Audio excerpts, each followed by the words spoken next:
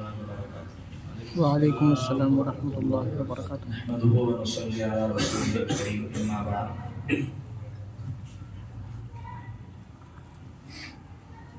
جیسا کہ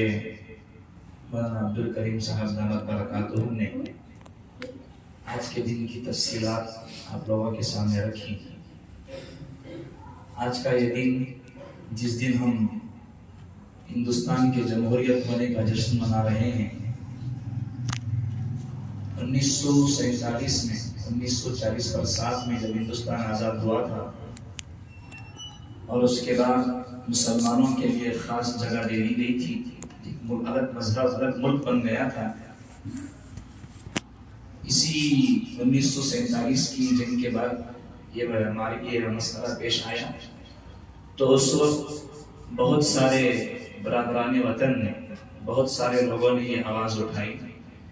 کہ اب اس ہندوستان میں بچے کچے مسلمانوں کو بھی اپنے الگ ملک چلے جانا چاہیے.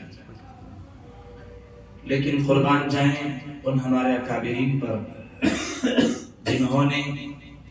الگ اپنا ملک بنانے کے بجائے الگ اپنے ملک میں جانے کے بجائے اسی ملک کو ترجیح دی جس ملک میں رہتے ہوئے ہمارے اور ان سے پہلے کے اسلاف کا خون بہا تھا. ان سے پہلے کی جو قربانیاں آئی تھی اسی ملک میں رہتے ہوئے آئی تھی. انہوں نے اس ملک میں رہنے کو ترجیح دیا بجائے مسلمانوں کے الگ ملک میں جانے پر. پھر اس کے بعد سے مسلسل یہ مسلمانوں کو تکلیفوں کا سامنا کرتے رہنا پڑا. انگریزوں سے تو آزاد ہو گئے تھے، لیکن جو برادران وطن تھے بہت زیادہ بڑی شدت کے ساتھ اس بات کی تیاری کر رہے تھے کہ مسلمانوں کو کس طریقے سے اس ملک سے باہر بھگا دیا جائے. تو مولانا ابوالکلام آزاد، مولانا حسین احمد مدنی رحمہم اللہ اور دیگر اکابرین جو ہمارے ہیں، ان کی کوششوں اور ان کی بڑی محنتوں کے بعد اور اسی کوشش میں انہی محنتوں میں ہمارے ملک کے عظیم رہبر مہاتما گاندھی جی، جن کا بڑا تعاون رہا ہے اس ملک کو جمہوریت بنانے میں. جو دشمنان اسلام تھے ان کو کبھی یہ بات راس نہ آئی کہ ملک جمہور بن جائے. تو اس ملک کو جمہور بننے کے اعلان سے پہلے ان دشمنان اسلام نے، دشمنان ملک نے، اگر ان کو یہ بھی کہا جائے تو کوئی بعید نہیں، تو ان لوگوں نے مہاتما گاندھی کو قتل کر دیا گوڈسے کے ذریعے سے. 1949 میں ان کا قتل کیا گیا تھا. پھر بھی اس کے بعد بڑی شدت سے اس کی مخالفت ہوتی رہی، لیکن اللہ تبارک و تعالیٰ کا احسان کہتا ہے ہمارے کابرین کے سائے کو ہمارے سروں پر باقی رکھا تھا، اس ملک کے اوپر باقی رکھا تھا. انہوں نے اپنی کوششوں کی جدوجہد کے بعد اس ملک کے جمہور ہونے تک اپنی کوششوں کو نہیں چھوڑا. جب 1950 کا موقع آیا، 1949 ہی کے اندر 1949 نومبر کے مہینے میں پورا قانون بن کر تیار ہو گیا کہ اس ملک میں رہنے والا کسی بھی مذہب سے متعلق ہو، کسی بھی مذہب سے تعلق رکھنے والا ہو، ہر مذہب والے کو اس کے مذہب کے اصول اور ضوابط پر، قوانین پر عمل کرنے کی کھلی اجازت ہوگی. اس میں چونکہ مسلمان بھی تھے، یہ الگ بات ہے کہ مسلمانوں کی تعداد برادران وطن سے کم تھی، مسلمان ان سے کم تھے، لیکن مسلمانوں نے اپنا حق چھینا، اپنے حق کے لیے لڑا. تو اس کے بعد اللہ تعالیٰ کا احسان کہ جب 1950 جنوری کا موقع آیا تو 26 جنوری یعنی آج سے تقریباً 73 سال پہلے اس ملک کے جمہور ہونے کا اعلان کیا گیا. اور یہ بات بتائی گئی کہ ہر مذہب والا اپنے مذہب پر عمل کر سکتا ہے، اور اسی کے بعد سے برابر جو مسلمان تھے وہ اللہ کا شکر بجا لاتے ہوئے زندگی گزار رہے تھے، لیکن جو دشمنان اسلام تھے ان کی برابر کوشش رہی کہ کیسے اس ملک کو آج بھی مسلمانوں سے خالی کروایا جائے.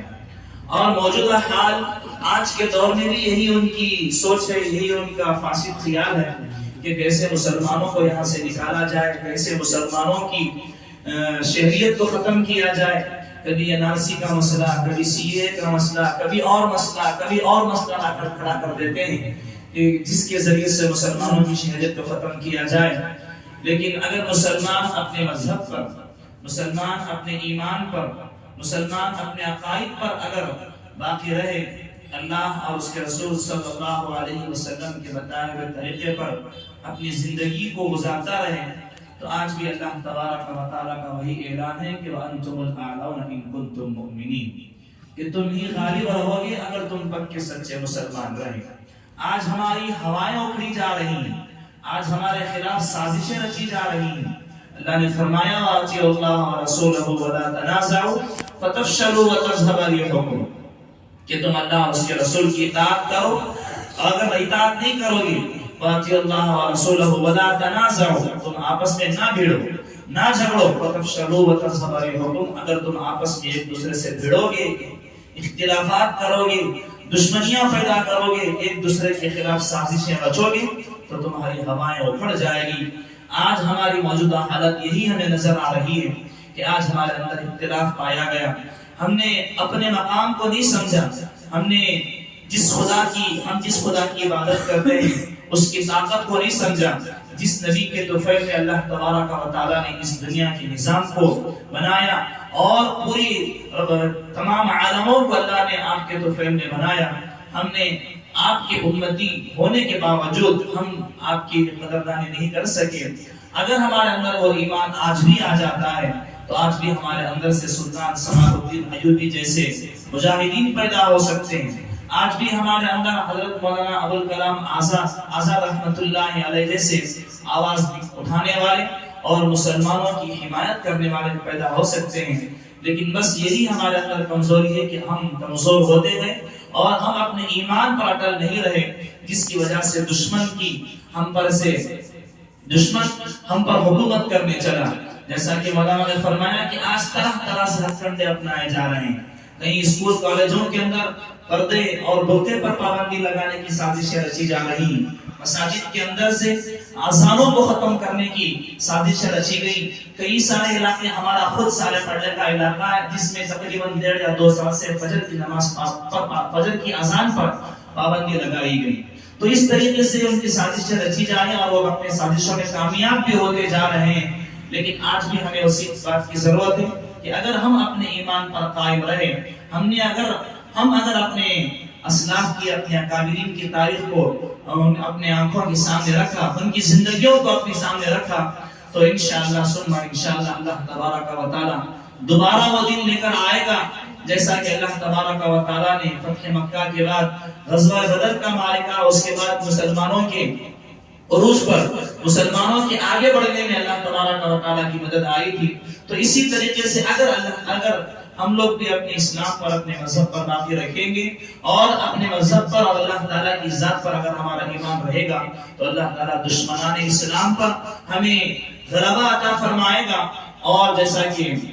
اللہ کے نبی صلی اللہ علیہ وسلم، اللہ تبارک و تعالیٰ نے فرمایا اگر تم مومن رہے تو تم ہی غالب رہو گے، انشاءاللہ وہ چیز ہو کر رہے گی۔ اللہ تعالیٰ سے دعا ہے کہ اللہ تبارک و تعالیٰ ہم تمام کو اللہ کے اور اللہ کے نبی صلی اللہ علیہ وسلم کے احکامات پر عمل پیرا ہونے کی توفیق نصیب فرمائے۔ آمین۔ وآخر دعوانا الحمدللہ رب العالمین۔